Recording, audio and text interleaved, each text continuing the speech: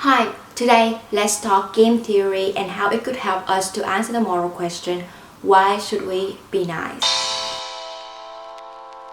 Despite all of the crimes, the violence, the atrocities that are happening right now, when we look back to the even more bloody and cruel history of mankind in the past tens of thousands of years, it's no doubt that the world's been evolving into a much nicer, kinder and more peaceful place. So why is that? Why does it seem like good is winning over evil? Is it because kindness and niceness is what makes us human? There must be a reason for the fact that whenever we do something nice or we witness a kind act, we feel this cozy, fuzzy, warm feeling. Or whenever we see somebody being treated unfairly, we feel furious, we feel angry. So where does this conscience come from? Is it from God? Is it from the Buddha? Well, if you're Christian, you may believe that if you're not nice, you will go to hell. And if you're a Buddhist, you may believe that your bad karmas will haunt you not only in this lifetime, but in your next life. But how about the people who believe in neither God nor Buddha like me? Why should we still be nice, even without either God or Buddha watching over us? Well, the answer is because being nice is a smart strategy. Game theory, in the context of evolution, will help to answer why. Now, let's look at our classical problem of prisoner's dilemma. Two friends go to a casino to play a very simple game. They are given two cards. One reads cooperate and the other one reads betray. The two friends have to choose one card and put the chosen card forward facing down. If both of them choose cooperate, they will receive $300 each. If one chooses cooperate and the other one chooses betray, the one who goes with cooperate will lose $100 and the betrayer will gain $500. If both of them choose betray, then they will lose $10 each. We will arrive at the table right here. Now let's look at the perspective of person A. If B chooses cooperate, it would be most beneficial for A to choose betray. And if B chooses betray, it also be most beneficial for A to choose betray. So both scenarios will lead A to choose the betray card. B will go through the same process of rationale and he will also arrive at the betray card. Now because both of them choose betray, they both lose $10. Even though they know so well that if they choose cooperate, they will gain so much more money. This is why it's called prisoner dilemma. In real life, if we have to make decisions for problems that consist of these prisoner's dilemmas, you could imagine that the world would be full of betrayals and everybody loses even though they know so well that they would gain much more if they cooperate with each other. Well, the good thing is, real life consists of not these unrelated and independent prisoners' dilemmas, but of repeated prisoners' dilemmas. So how does repeated prisoners' dilemma change our decision for the better? Let's say these two friends, instead of playing only one game, played the same game for an indefinite number of times. Now they would know so well that if they cooperate with each other every single round, they would gain the most amount of money. If one betrays the other, they know for sure that the other will retaliate in the next round and they will end up with the intermediate amount of money instead of the maximum one. So in this version of repeated prisoner's dilemma, even though it doesn't ensure that the two friends will always trust each other and cooperate all the time, it incentivizes the two friends to cooperate whenever they should. Robert Axelrod, an American political scientist, organized a competition for game theory experts to submit their strategies written in computer language. The submitted strategies were paired up against each other to play repeated prisoner's dilemma. Each pair went through 200 moves. The amount of money that each strategy accumulated throughout all the games were then summed at the end. The winner was a strategy called tit for tat. And you know what? It was quote-unquote the simplest and least ingenious of all. Here was its strategy.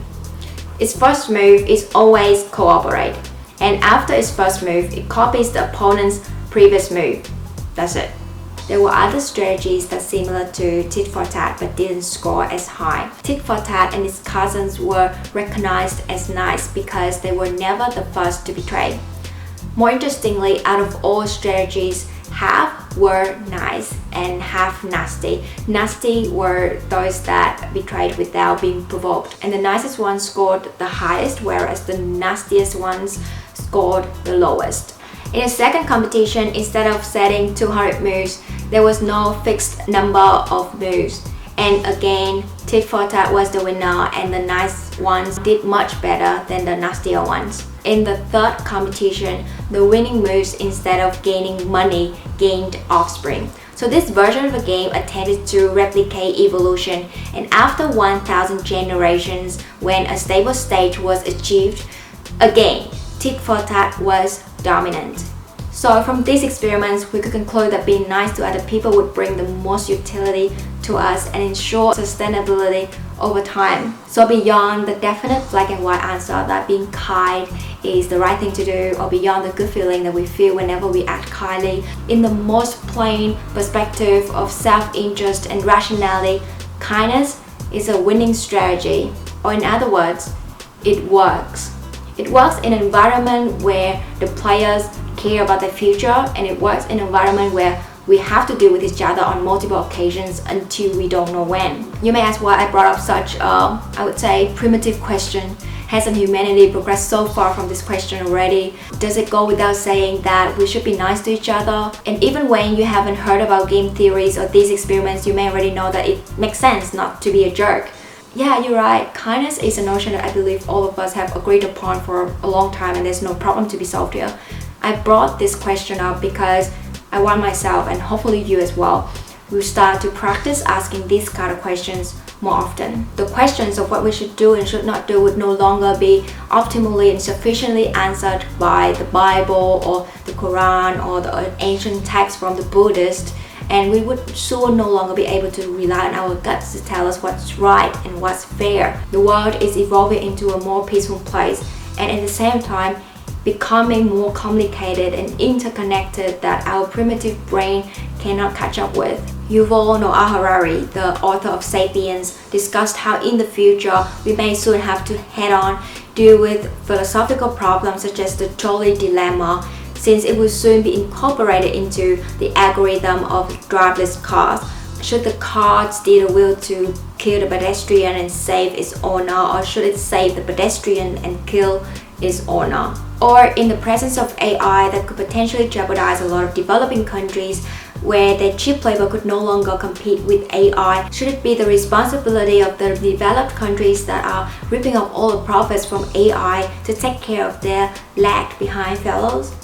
And when patriotism or nationalism is at the expense of other people from other nations, should I be still loyal to my own country? We are facing such questions as illegalization of abortion, equality versus equity, free speech versus censorship, and our opinions to those issues are making us look like an angel to half of the people in this world and an unfathomably immoral creature to the other half, to the point where it feels like we could never arrive at a middle ground. I think only when we put aside our judgment of what's right and what's wrong, of who are the good people and who are the evil ones, and start to methodically and scientifically solve these difficult questions by asking what will work better, then we start to produce more effective and more positive outcomes. Prisoner's Dilemma is a non-zero-sum game where the players could both gain when they cooperate. In life, a lot of the time we mistake non-zero-sum games as zero-sum, so we feel like we must outplay other people to protect our interest.